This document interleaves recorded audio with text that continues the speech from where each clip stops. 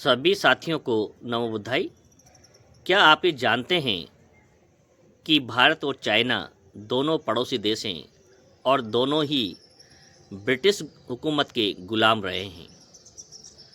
लगभग दोनों देशों ने 200 वर्ष की गुलामी सहन की है। भारत भी 200 वर्ष तक ब्रिटिश हुकूमत का गुलाम रहा और 15 अगस्त 1947 को आज़ाद हुआ और लगभग 1.5 वर्ष के बाद 1 अक्टूबर 1949 को चाइना ब्रिटिश हुकूमत से आज़ाद हुआ। जिस समय ये दोनों देश आज़ाद हुए, दोनों की स्थिति लगभग एक जैसी थी। दोनों कृषि प्रधान देश थे, दोनों में गरीबी, भूखमरी, बेरोजगारी पर्याप्त मात्रा में थी। दोनों देशों की राजनेताओं ने भरसक प्रयास किया भारत को यहाँ तक पहुँचाने के लिए। डॉक्टर भीमराव अंबेडकर ने बहुत ही मजबूत और दुनिया का सबसे बड़ा और स्वतंत्र लोकतंत्र के अंदर डेमोक्रेसी को स्थापित करने वाला एक अच्छा संविधान बनाकर दिया।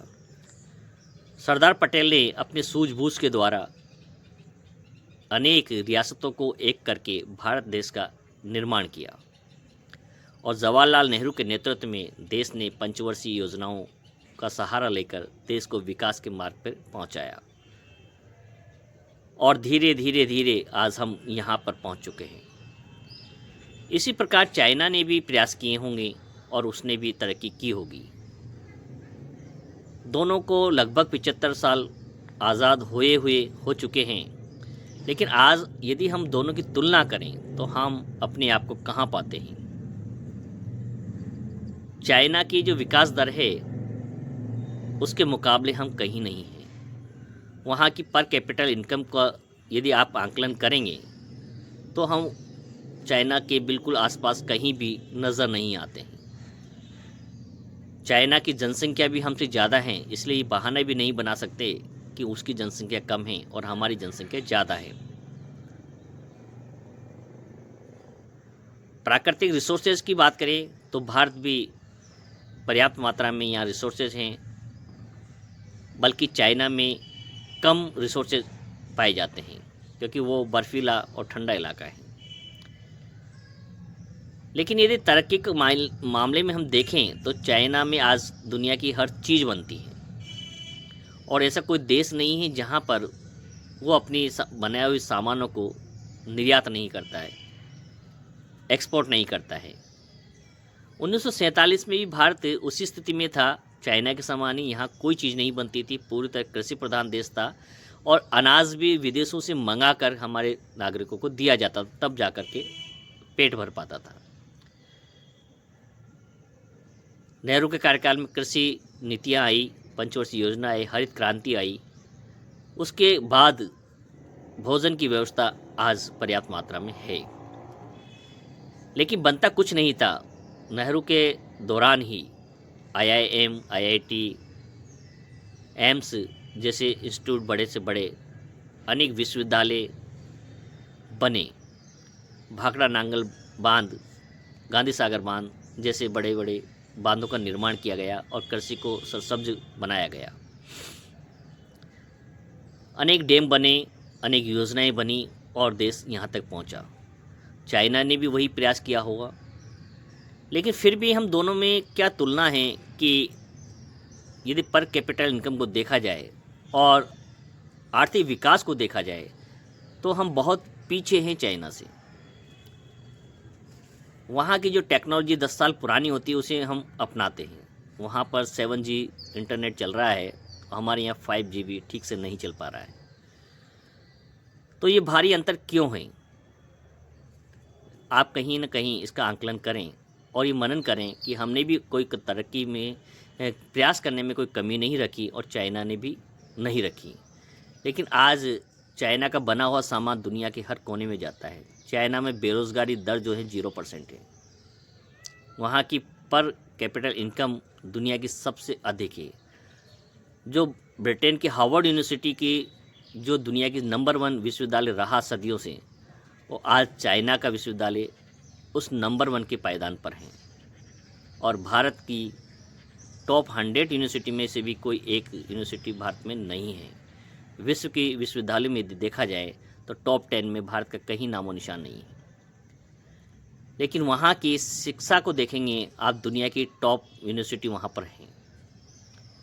वहाँ बच्चों को प्रारंभ से ही वैज्ञानिक टेम्परामेंट सिखाया जाता है, विज्ञान की ओर आकर्षित किया जाता है और वैज्ञानिक सोच के साथ उन्हें तैयार किया जाता है। बचपन से ही उन्हें स्वावलंबी बनना सिखाया जाता है। स्कूली शिक्षा से ही वो प्रोडक्ट बनाना सीख जाते हैं, अपना पैसा कमाना, इनकम प्रारंभ करना सीख जाते हैं।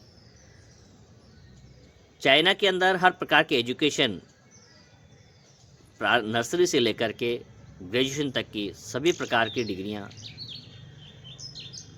नाम मात्र पैसे में या मुफ्त दी जाती हैं। किसी प्रकार का वहाँ पर चार्ज नहीं लिया जाता है। एजुकेशन टोटल फ्री हैं लगभग।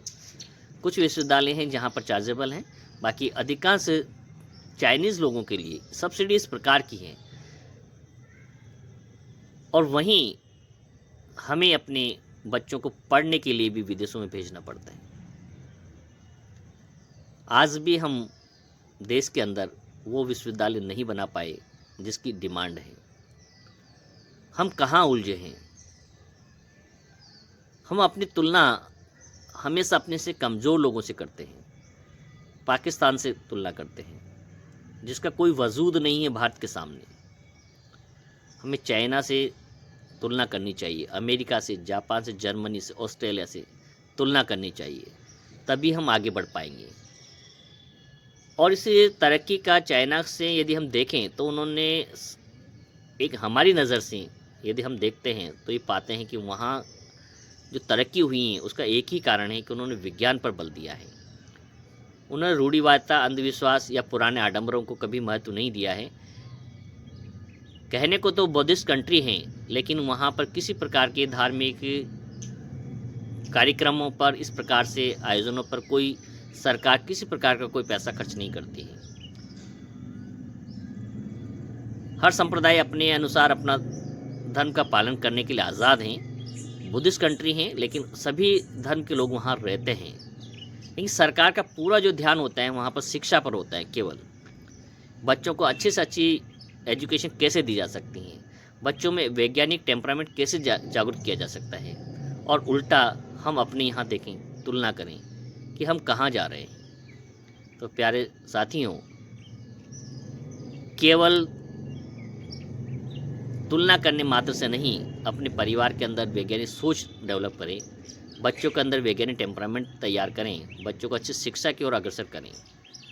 क्योंकि शिक्षा ही एकमात्र रास्ता है जो देश को ही नहीं, अपने आप को भी गर्व से जीने का साहस दिला सकता है, एहसास करा सकता है।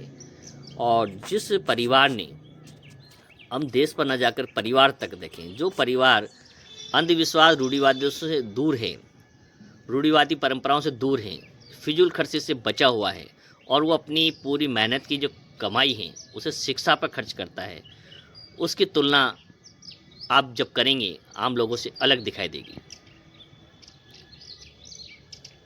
तो अपने बहुमूल्य खरे पसीने की जो कमाई है, मेहनत का जो पैसा है, उसे किसी भी प्रकार के आडंबर, पुराने रीति रिवाजों, रूढ़िवादिता परंपराओं पर खर्च न करके उसे बच्चों की हायर एजुकेशन पर और अच्छी से अच्छी मॉडर्न एजुकेशन दिलाने पर खर्च करेंगे तो आपका एक नया इतिहास बन पाएगा। और शिक्षा को जिस भी राष्ट्र ने महत्व दिया है वो आज विकास की बुलंदियों पे हैं, चाहे वो अमेरिका हो, चाहे जर्मनी हो, चाहे जापान हो। तो ये थे हमारे विचार। आपको कैसे लगे? यदि आपको अच्छे लगे हों तो आप इसे अपने मित्रों तक भी भेजने का कष्ट करें। आप देख रहे थे इस्माइल बुद्धा यूट्यूब चैनल। नमो बुद्धाय।